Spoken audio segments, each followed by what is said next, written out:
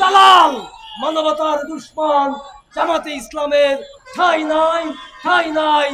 শ্রমিকদের জাতীয় ন্যূনতম মজুরি আপনারা ঘোষণা করেন এবং যাদেরকে হত্যা করা হয়েছে এই সরকারের আমলে তাদের বিচার করুন। ৭১ থেকে ২৪ এই ৩ পর্বের সকল গণহত্যাকারীদের বিচার করুন। রাম রহিম জানের বাংলাদেশে কোন ঘাতক, দালাল, মানবতার দুশ্মন জামাতে ইসলামের ঠাঁই নাই, ঠাঁই নাই।